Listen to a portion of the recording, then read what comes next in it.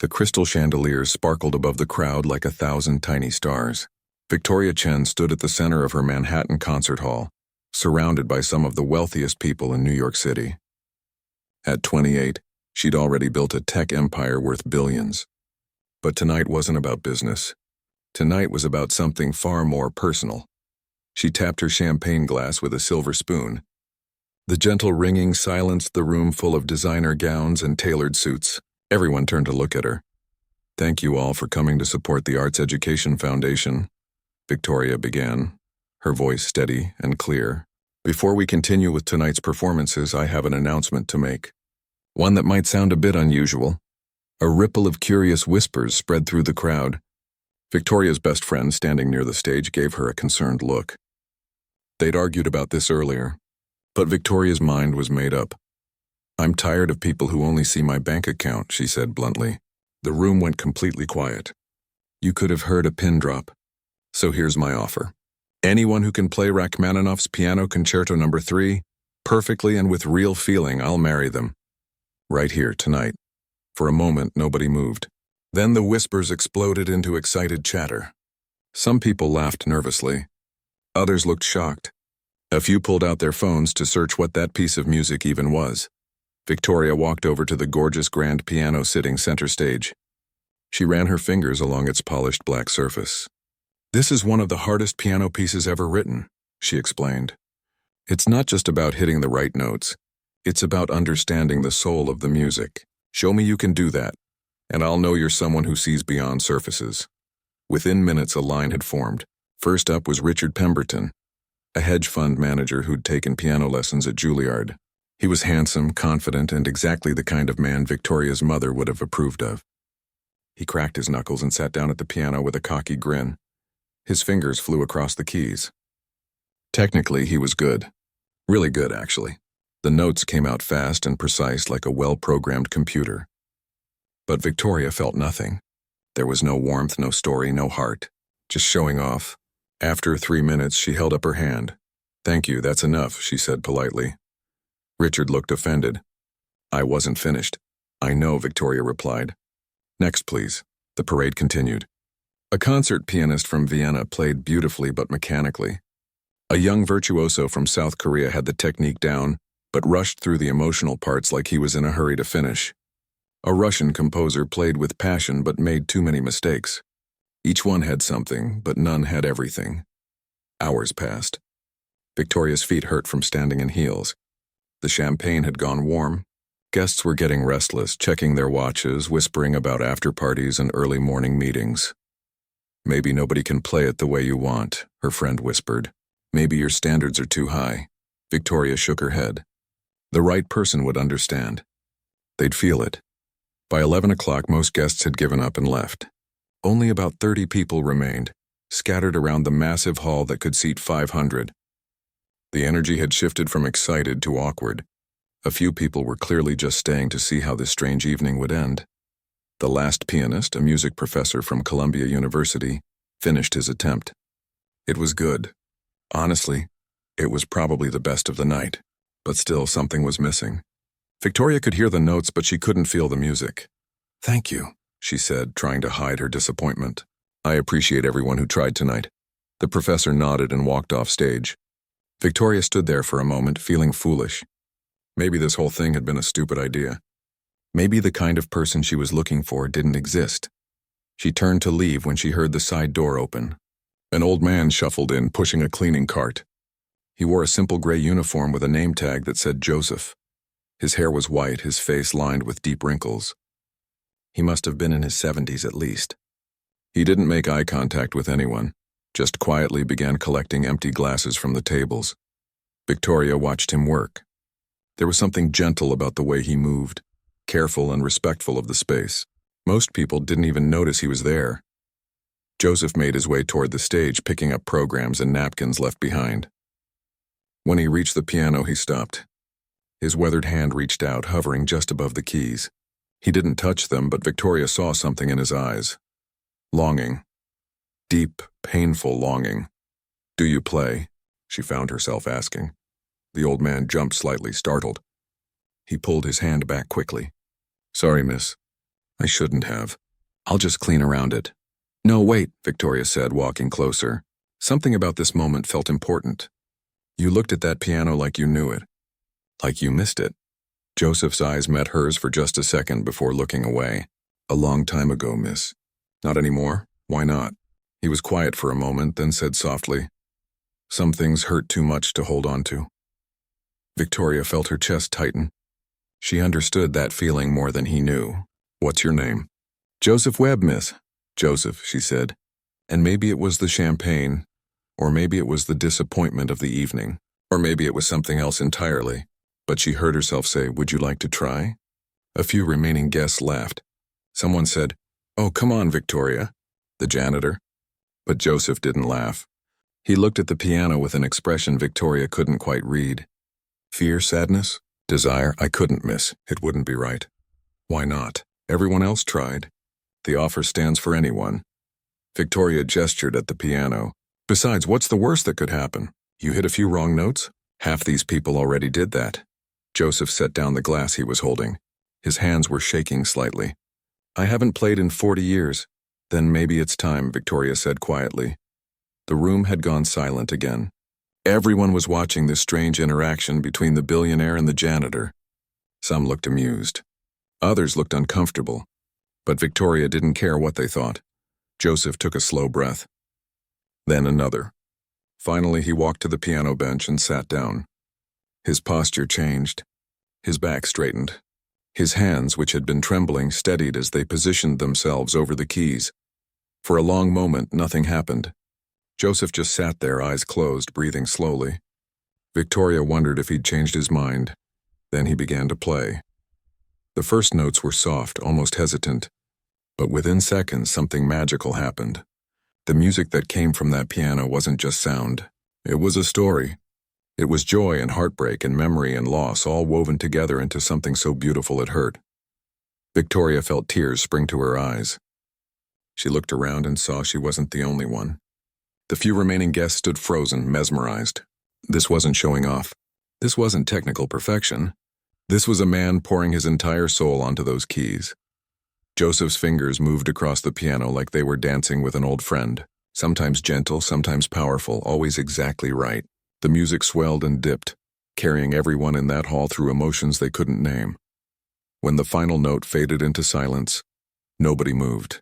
Nobody breathed. The moment felt too sacred to break. Then slowly one person started clapping. Then another. Then everyone, applause building until it echoed off the walls. Joseph sat at the piano, his shoulders shaking. Victoria realized he was crying. She walked up onto the stage, her heels clicking softly. Joseph, she whispered, that was the most beautiful thing I've ever heard. The old man wiped his eyes with his sleeve. When he looked up at her, his face held so much pain and so much peace at the same time. I suppose you'll want to make good on your promise, miss. Someone called from the audience. Victoria looked at Joseph, really looked at him, and she knew somehow that everything was about to change. Joseph stood up from the piano bench slowly like a man waking from a dream. The applause was still echoing through the hall, but he seemed barely aware of it. His hands were trembling again as he reached for his cleaning cart. Wait, Victoria said, touching his arm gently. Where are you going? Back to work, miss. I've got the whole third floor to do still. Victoria couldn't believe what she was hearing. This man had just played like an angel and he wanted to go mop floors? Joseph, you just played one of the hardest pieces in classical music history. Perfectly. Where did you learn to do that? The old man's eyes grew distant. Different lifetime, miss. Different person. Well, I made a promise, Victoria said, trying to keep her voice light even though her heart was racing. You played it perfectly, with more feeling than anyone else tonight. So technically, according to my announcement, you won. The remaining guests murmured among themselves. Someone laughed uncomfortably. This wasn't how anyone expected the evening to end. Joseph looked at Victoria with kind eyes that held decades of sadness. Miss Chen, you don't want to marry an old janitor. You were looking for someone special, someone worthy of you. You just proved you're both of those things, Victoria insisted. She wasn't sure why she was pushing this. The marriage announcement had been impulsive, born from frustration with shallow suitors. But something about Joseph's playing had touched something deep inside her. No, miss. Joseph's voice was firm but gentle. Some music is meant to be I had once, like some chapters in life are meant to be closed. I played tonight because something in me needed to, one last time.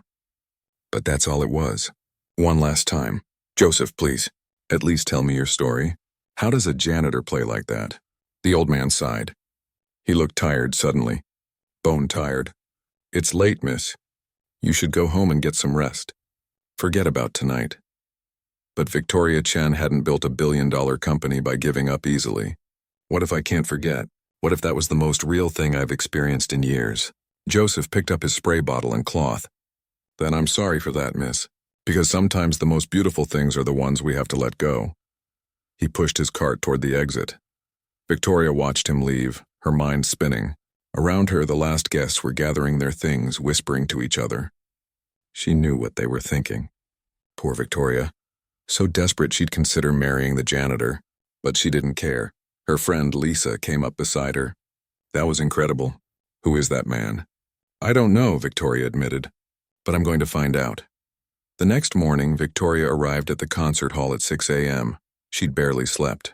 Her mind kept replaying that music, those notes that had made her cry. She found the building manager, a tired-looking man named Frank. I need to know about Joseph Webb, she said. The janitor who works nights. Frank pulled up his records. Been here 8 years. Quiet guy. Never misses a shift. Never causes problems. That's about all I know. Where did he work before? Doesn't say. Just says he was self-employed for many years. Victoria pulled out her phone and started searching. Joseph Webb was a common enough name that hundreds popped up, but none of them seemed right. She tried adding pianist to the search. Then musician. Nothing. She spent the entire day digging. She called musician friends, music historians, anyone who might know something. Nobody had heard of a Joseph Webb who played like that. That evening, she came back to the concert hall. She waited until she saw Joseph arrive for his shift. He looked surprised to see her there. Miss Chen, you should be home. I need to understand, Victoria said. People don't play like that by accident. That takes a lifetime of training. Years and years of dedication. But there's no record of you anywhere. No competitions, no concerts, no teaching positions. How is that possible? Joseph started to push past her, but Victoria stepped in front of his cart. Please, I'm not trying to bother you. I just need to know. For a long moment, Joseph stood there, his jaw working like he was chewing on words he didn't want to say. Finally, he spoke. You ever heard of Joseph Webb Morrison? Victoria's eyes widened. Webb Morrison. That name rang a bell somewhere in the back of her mind. Wait, the pianist? The one who disappeared? That was a very long time ago. Victoria pulled out her phone with shaking hands. She searched the name. Articles from the 1960s popped up. Child prodigy, studied in Vienna, called the next great virtuoso. She looked up at Joseph with wonder. This is you? Was me, Joseph corrected quietly. That person doesn't exist anymore. But what happened? The articles just stop in 1968? There's nothing after that. No explanation, no farewell tour, nothing. You just vanished. Joseph's face hardened. Because that's when everything that mattered ended. So the music had to end too. I don't understand. You don't need to, miss. It's old history. Dead history. But Victoria was already reading more, her finger scrolling frantically. Then she found it. A small article from a Chicago newspaper dated March 15, 1968. Local musician's family dies in tragic accident. Her breath caught. Oh, Joseph. Your wife and daughter. The old man's eyes glistened with tears. I was supposed to be with them that night. My daughter had a school play. My wife Annie begged me to come, but I had practice. A big performance coming up at Carnegie Hall. The chance of a lifetime, I told her. I told my little girl I'd come to the next one. Victoria felt her throat tighten. They were driving home when it happened. Drunk driver ran a red light. Both gone instantly. Joseph's voice was barely a whisper now. I got the call during my practice session. I was in the middle of playing Rachmaninoff. Same piece you asked for last night. And you never played again? How could I? Every note reminded me of what I'd chosen over them. Fame, recognition, my precious career. I traded my family for piano keys and applause. But it wasn't your fault, Victoria said gently. Wasn't it? Joseph looked at her with haunted eyes. I chose the piano over them that night, and every night before that. Annie used to cry because I'd missed dinner for practice. My daughter learned to play by herself because Daddy was always at rehearsals. I was so busy becoming great that I forgot to be good. They stood in silence for a moment. Victoria didn't know what to say. What could you say to that kind of pain? So I left, Joseph continued. Changed my name, moved away from Chicago, stopped playing. I figured if I couldn't have them, I didn't deserve the music either. But you kept working in concert halls. A sad smile crossed Joseph's face. Couldn't stay away completely. It was like an alcoholic working in a bar. I could hear the music, smell it, be near it. Just couldn't let myself have it. Penance, I suppose. For 40 years. Some debts take a lifetime to pay. Victoria felt tears running down her cheeks. She'd spent the day looking for a mystery, expecting some glamorous story of fame lost. Instead, she'd found something much more human. Much more heartbreaking. Joseph, they wouldn't want this for you. Your wife and daughter. They'd want you to live, to play, to be happy. You didn't know them, miss.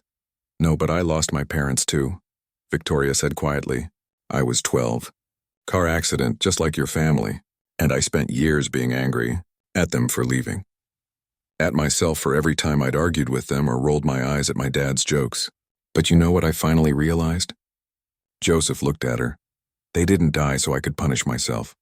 They died because sometimes terrible things just happen, and the only way to honor them is to live fully, to take all that love they gave us and put it into the world somehow. Easy to say, miss. Harder to do, is it? Victoria challenged. Because last night when you played, I heard love in every note. I heard memory and loss and beauty all mixed together. That wasn't just skill, Joseph. That was your heart. Their hearts. You brought them into that room with you. Joseph wiped his eyes roughly. I shouldn't have played. Opened up too much. Maybe it needed to be opened. An older man appeared in the hallway then, looking confused. Joseph, is everything all right? Fine, Frank, just talking with Miss Chen.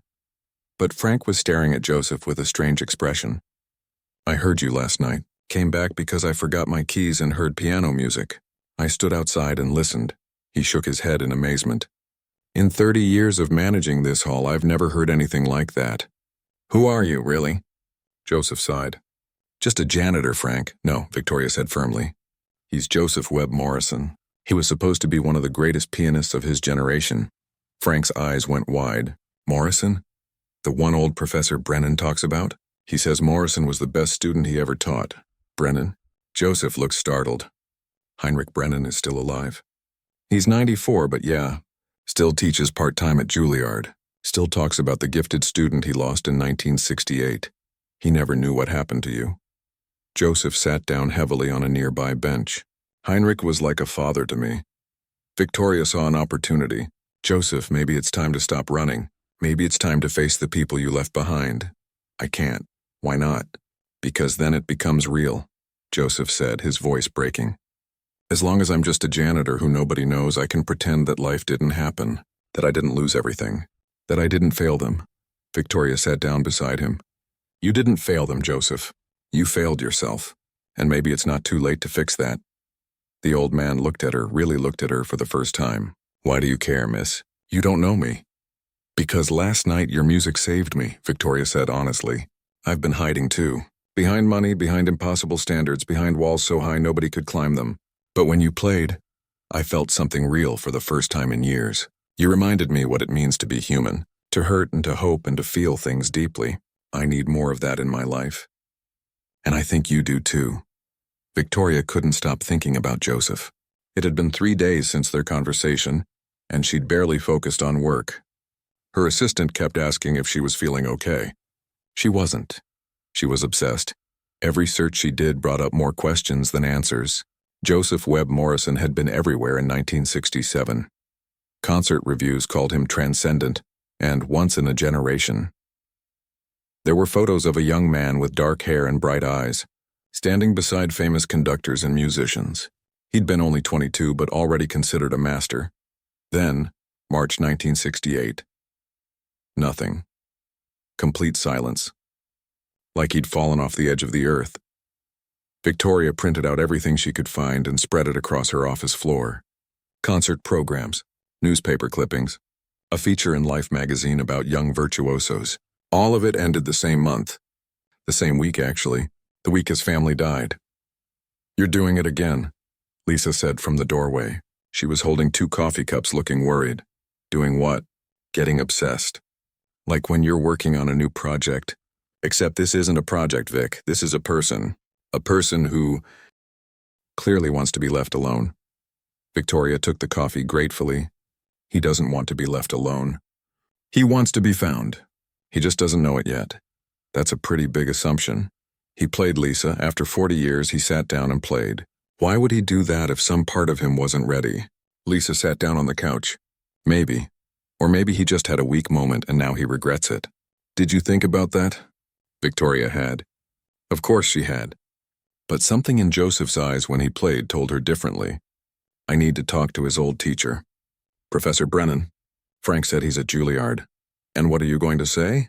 Hi, I'm a billionaire who's stalking your former student. I'm not stalking him. I'm helping him. Does he want your help? That question stopped Victoria cold, did he? He told her to forget about it, to move on. But people said a lot of things they didn't mean. She built her career on seeing opportunities others missed, on believing in things that seemed impossible. I'm going to talk to Brennan, she decided. Just to understand better, that's all. Professor Heinrich Brennan's office at Juilliard was tiny, crammed floor to ceiling with music books and papers. The old man himself was small and wiry, with thick glasses and a shock of white hair. He was working through some sheet music when Victoria knocked. Yes? He looked up, irritated at the interruption. Professor Brennan? My name is Victoria Chen. I wanted to ask you about a former student. I've had thousands of students. You'll need to be more specific. He went back to his music. Joseph Webb Morrison. The pen in Brennan's hand stopped moving. He set it down carefully, then looked up at Victoria with sharp, intelligent eyes. That's a name I haven't heard in a very long time. What do you want with Joseph? I met him 3 nights ago. He played at my concert hall. Brennan stood up so fast his chair rolled backward. He played? Joseph played? His voice was shaking. Are you certain? I'm certain. It was Rachmaninoff's third. It was the most beautiful thing I've ever heard. The old professor sat back down slowly, like his legs wouldn't hold him. After all these years, I looked for him, you know. For a decade I searched, hired investigators, called every music school in the country. He just vanished. He's been working as a janitor in Manhattan. A janitor? Brennan looked physically pained. The greatest talent I ever taught, cleaning floors. He told me what happened. To his family, Brennan nodded sadly. Yes, that explains it. I knew his wife Annie, sweet girl, and little Rebecca. Such a bright child. She used to come to Joseph's lessons sometimes. She'd sit quietly and listen, swinging her little legs. He wiped his eyes. When I heard about the accident, I went to Chicago for the funeral. Joseph wasn't there. Nobody could find him. He couldn't face it, Victoria said. Of course he couldn't. He was consumed by guilt. I tried to tell him before the accident that he was pushing too hard, neglecting everything but the piano. But Joseph was driven. Obsessed, really. He had to be the best, and he was. Brennan leaned back in his chair. Better than best. I've taught for 70 years, Miss Chen. I've trained concert performers, competition winners, recording artists. None of them, not a single one, had what Joseph had. It wasn't just technical skill, though he had that in abundance. It was the way he understood music, the way he could make a piano speak. So what happened? I mean, after the accident? I believe he saw music as the enemy, the thing that stole his family from him. If he'd just gone to that school play instead of practicing, they'd have been alive. That's how he would have seen it. That's what he told me. Survivor's guilt is a terrible thing, Brennan said quietly. It twists everything. Makes you punish yourself for being alive when others aren't. Victoria thought about her own parents. The years she'd spent angry and closed off. How do you think he survived it? 40 years without playing? Barely, I'd imagine. Joseph without music would be like a bird without wings. Alive, yes, but not living. Brennan studied Victoria carefully. Why are you so interested in this? Because when he played, something changed in me. I felt something I haven't felt in years. Something real and true, and I think he felt it too. Be careful, Miss Chen. Joseph is fragile. Always was, underneath all that talent. This kind of pain doesn't heal easily. I'm not trying to hurt him. I'm trying to help. Sometimes those are the same thing. Victoria left Juilliard with more questions than answers. She walked through the streets of Manhattan, barely seeing where she was going. Her phone rang. It was Frank from the concert hall. "Miss Chen, I thought you should know. Joseph didn't show up for work tonight. First time in 8 years he's missed a shift." Victoria's heart jumped. "Did he call in sick?" "No, just didn't come. I tried calling his number, but it went straight to voicemail." "Do you have his address?" "I can't just give out employee information." "Frank, please." "I'm worried about him." There was a pause. Then Frank sighed. "He lives in Queens, but Miss Chen, maybe give him some space. You've stirred up a lot for him." Victoria got the address and immediately called a car. 40 minutes later, she was standing outside a small apartment building in a quiet neighborhood. She found Joseph's apartment number and knocked. No answer. She knocked again, louder. "Joseph? It's Victoria Chen. I just want to make sure you're okay." Still nothing. She was about to leave when she heard movement inside. The door opened a crack. Joseph stood there in rumpled clothes, looking like he hadn't slept in days. "Why are you here, miss? You missed work." Frank was worried. "I was worried. I'm fine. Just tired." "Joseph, let me in, please." He hesitated, then opened the door wider. The apartment was small but neat. Very neat, actually. Everything in its place. Almost obsessively organized. Except for one thing. In the corner sat an old upright piano covered in a white sheet thick with dust. Victoria walked over to it slowly. "You have a piano?" "Had a piano. Haven't touched it since I moved here." "That's 8 years of dust." "Sounds about right." Victoria pulled back the sheet carefully. Dust flew up, making her cough. Underneath was a beautiful old instrument, probably from the 1950s. She pressed one key gently. It was horribly out of tune. "Why keep it if you're never going to play it?" "Same reason you keep photos of dead people," Joseph said quietly. To remember what was lost, Victoria turned to face him. "I went to see Professor Brennan today." Joseph's face went pale. "You had no right. He's been looking for you for 40 years.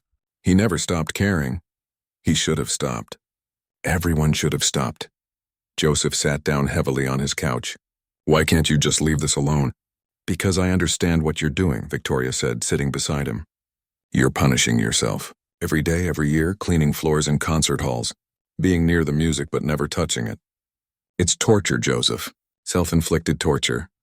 Maybe I deserve it. No. You deserve to live, to heal, to play again. I played the other night. That should have been enough for you." "But was it enough for you?" Joseph didn't answer. He just stared at his hands, those incredible hands that had once commanded concert halls. Victoria pulled out her phone and showed him something she'd found. A video from 1967, grainy and old. A young Joseph Webb Morrison playing at Carnegie Hall. The audience was transfixed.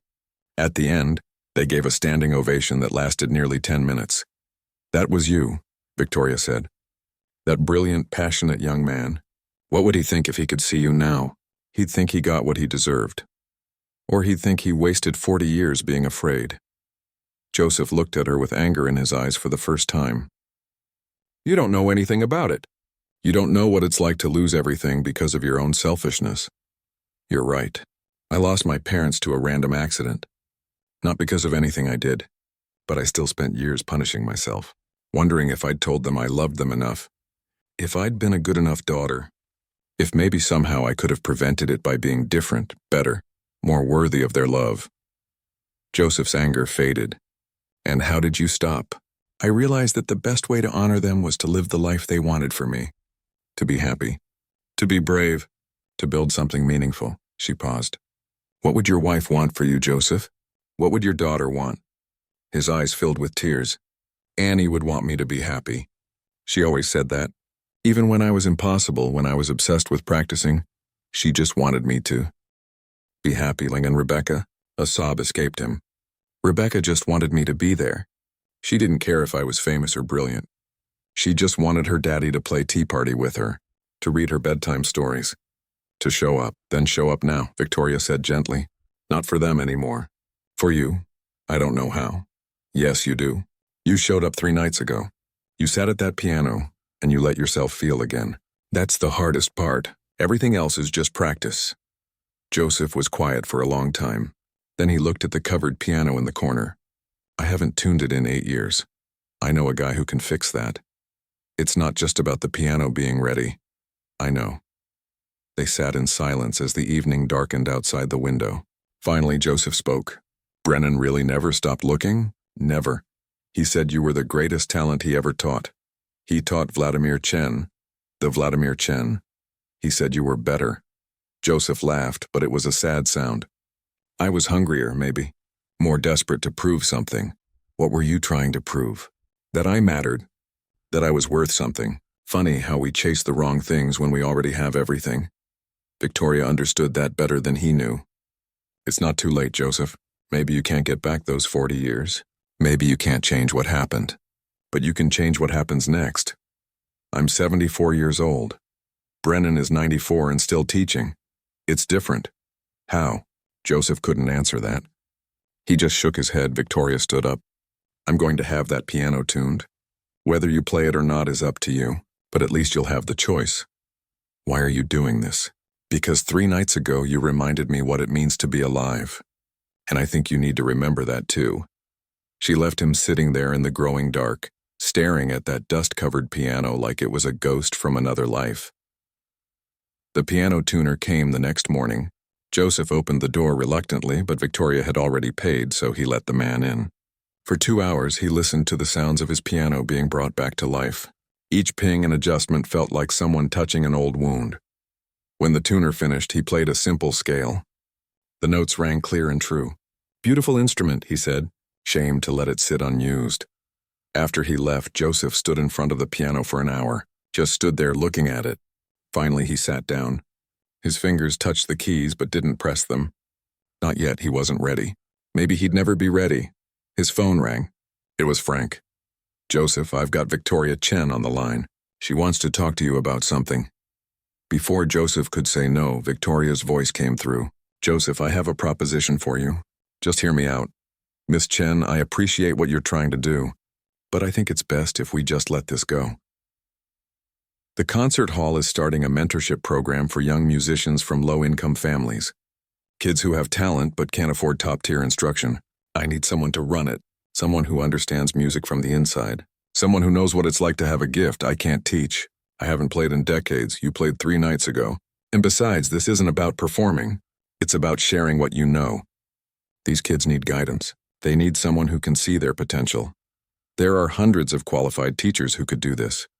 But none of them are you. None of them understand what it costs to pursue this dream, what it takes, what you can lose if you're not careful. Joseph was quiet. He thought about his own journey, how he'd been so focused on being the best that he'd forgotten to be human. Maybe he could help some kid avoid that mistake. I don't know, miss. Just meet them. 1 session. If it doesn't feel right, you can walk away. But give it a chance, please. Against his better judgment, Joseph agreed. 2 days later, he found himself in a small practice room at the concert hall. Victoria had arranged for 5 students to come, ages ranging from 14 to 18. They sat nervously, clearly wondering who this old man was supposed to be. Hi, Joseph started awkwardly. My name is Joseph. I'm going to be working with you all for the next few weeks. Are you famous? A girl named Destiny asked. She was 16 with bright eyes and nervous hands that kept fidgeting. I was, a long time ago, but that doesn't matter now. Why doesn't it matter? This from a boy named Peter, 17, with an attitude that suggested he'd been disappointed by adults before. Because being famous doesn't make you a good musician. It just means people know your name. I want to teach you to be good musicians, not famous ones. What's the difference? Peter challenged. Joseph thought about it. A famous musician plays for applause. A good musician plays for the music itself. One is about ego. The other is about truth. The kids seemed to consider this. Another boy, Carlos, raised his hand. Did you stop playing because you weren't famous anymore? The question hit Joseph hard. These kids were perceptive. No, I stopped playing because I made mistakes. I let music become more important than the people I loved. And I lost them because of it. The room went very quiet. Victoria, watching from the back, felt her heart ache. That's heavy, Destiny said softly. It is, and that's why I'm here, to make sure you don't make the same mistakes I did. For the next hour, Joseph listened to each student play. Destiny had raw talent but lacked confidence. Peter was technically skilled but played without emotion, probably because someone had beaten the joy out of it. Carlos had passion but poor technique. The other 2, twins named Riley and River, were somewhere in between. When they finished, Joseph sat at the piano. "Can I show you something?" He played a simple piece, Chopin's Nocturne in E-flat major. Nothing fancy, nothing showing off. Just beautiful, honest music. The students were mesmerized. "Music isn't about how fast you can play or how complicated the piece is," Joseph explained. "It's about what you're saying. Every note is a word. Every phrase is a sentence. You're not just playing sounds. You're telling a story." "What story were you telling just now?" River asked. Joseph thought about it. "I was telling a story about memory. About something beautiful that was lost but isn't forgotten. About how sadness and beauty can exist together." "That's deep," Peter muttered, but he looked impressed. Over the next few weeks, Joseph fell into a rhythm. He'd meet with the students 3 times a week. They'd play, they'd talk, they'd learn. And slowly, Joseph realized something. He was coming back to life. Destiny started playing with more confidence. Peter began to let emotion creep into his perfect technique. Carlos was tightening up his fundamentals while keeping his passion. The twins were finding their own unique voices. But more than that, Joseph was finding his own voice again. Being around the music, teaching it, sharing it, he felt parts of himself waking up that he'd thought were dead. Victoria watched from the doorway often. She'd see the way Joseph's face lit up when a student finally understood something, the way he'd demonstrate a technique on the piano, his fingers remembering things his mind had tried to forget. One evening after class, Victoria approached him. "You're good at this. They're good students." "No, Joseph. You're a good teacher. You're giving them something more than technique. You're giving them wisdom." Joseph cleaned the piano keys carefully. Maybe they're giving me something too." "Like what?" "A reason to be around music again. To remember why I loved it in the first place. Before it became about fame and success and proving myself." "That's beautiful." "It's also terrifying," Joseph admitted. "The more I'm around it, the more I want to play. Really play. Not just demonstrations for students. But for me, so play. I'm afraid." "Of what?" "Of caring about it again. Of letting it matter. Because when things matter, you can lose them. And I don't know if I can survive losing something I love again." Victoria sat down beside him on the piano bench. "Joseph, you're already surviving losing it. You've been surviving that loss for 40 years. Maybe it's time to stop surviving and start living." "Easy for you to say, is it? I've been hiding behind my money for years. Using impossible standards to keep people away. Building walls so high nobody could climb them. You know why I made that stupid announcement at the gala. Why? Because I was tired of people wanting me for what I have instead of who I am. But the truth is, I wasn't letting anyone see who I am. I was too scared they wouldn't like what they found. And now I'm trying to be braver." "You inspired that. When you played that night, you were completely vulnerable, completely honest.